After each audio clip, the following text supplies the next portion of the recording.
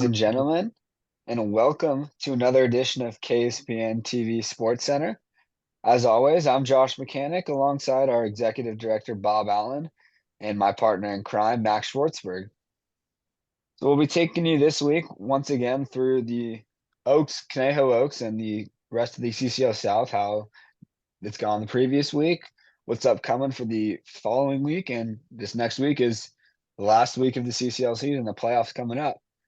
So we've made it. Now we'll take a look at the Oaks Very previous good. week of games. Okay. Pretty remarkable that we've already come to the last week of the season. And here we can see the results from this week. On Tuesday, the Oaks jumped out to a 9-0 lead early, wound up beating the Barons 16-4, then beat the Arroyo Seco Saints 6-3 on Wednesday before a heartbreaking extra innings loss. That was against the Orange County Riptide on Thursday, 6-5.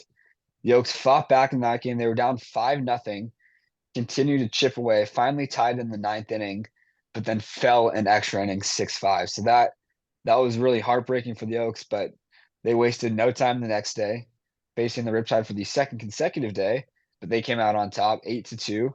And then on Saturday, the final away game for the Oaks, that was down in Compton against the Barons. That was a 10-2 victory where the Oaks just gelled like they had done all summer. Pitching, hitting, everything just came together for a 10-2 win before falling in the final game of the season, 6-5 to the Arroyo Seco Saints. That was a pretty wild game. The Oaks trailed 6-2 in that one, scored 3 in the ninth, and had the tying run on third base before falling 6-5. And did not matter, though. The Oaks still clinched first in the CCL South, as Max is going to go over right now.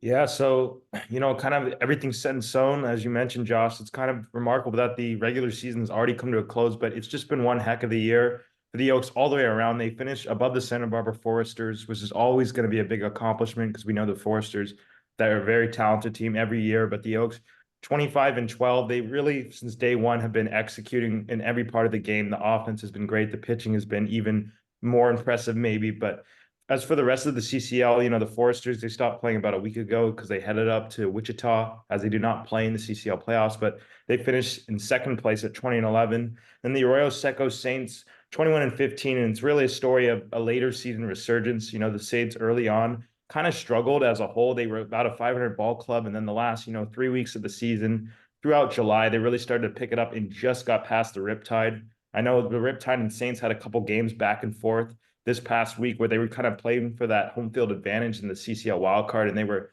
very close in the standings, but the Saints end up pulling ahead, and then the Riptide, they finished in fourth place with 20-17. And then, as you can see, the Ventura County Pirates able to just clip the MLB Academy Barons before the San Diego Sunrays. So it was a really fun year in the CCL.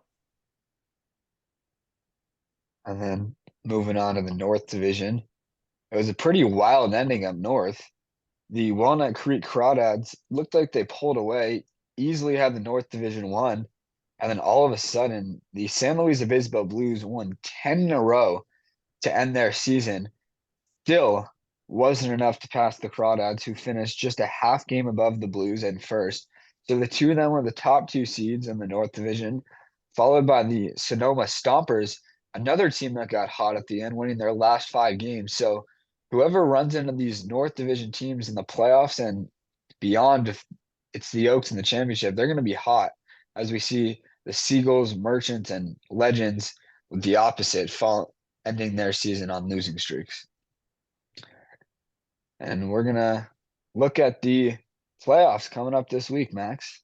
Yeah, so the table is set since the regular season's over, and as we mentioned, the Riptide and Saints, the Saints, they won that suspended game that we finished yesterday from July 19th, just before the actual game yesterday. So that is what clinched them the home field advantage. So they're going to be out at Jockey Robinson Field in Pasadena tomorrow, playing the CCL wildcard game, and the winner of that game would play the Oaks in the division championship, which will be happening on Thursday back at Sparky Anderson Field, with the Oaks, of course, with home field advantage.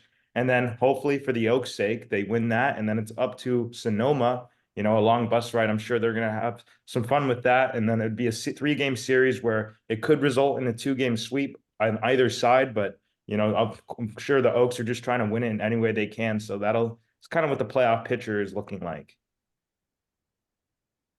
Well, it'll be tough for the Oaks, no matter who the opponent is, whether it's the Saints or the Riptide. They seem to have pretty good success against both teams, a little bit more success against the Riptide this year, but either way, come playoff baseball time, you never know what's going to happen. Well, Definitely. Well, pitching is going to be probably as important as anything else. And the Oaks certainly have shown some great games where the pitchers and even the relievers have really stood out. 100%. That's a big thing with the Oaks not having to play in the wild card game because the Saints and Riptide both play on Tuesday. They're each going to have to throw their best pitcher and probably their best relievers as well.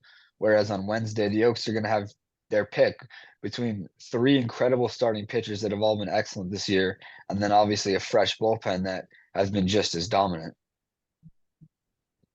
Well, that's going to do it for this Well, week's let's let the fans know that as long as the Oaks are playing, we're going to be doing the live streaming on the KSPN, Yeah, chat network. that And is the truth. Yep. go Oaks, baby, go Oaks. Yeah, Oaks are hot, trying to stay hot throughout the playoffs. Yeah, Wednesday's game will be live streamed. That's a 3:30 start at Sparky Anderson Field. And then if the Oaks are able to advance to the championship series next weekend or this weekend, we'll be streaming those games as well, Friday, Saturday, and then Sunday if necessary. Well, Well, is that everything we got this week? looks That's that way. all right, cool. Well, that's all we have for you. Last week of the regular season, playoffs coming up this week for the Oaks. For all of us, Bob Allen, Max Schwartzberg, I'm Josh Mechanic, and we will talk to you guys next week.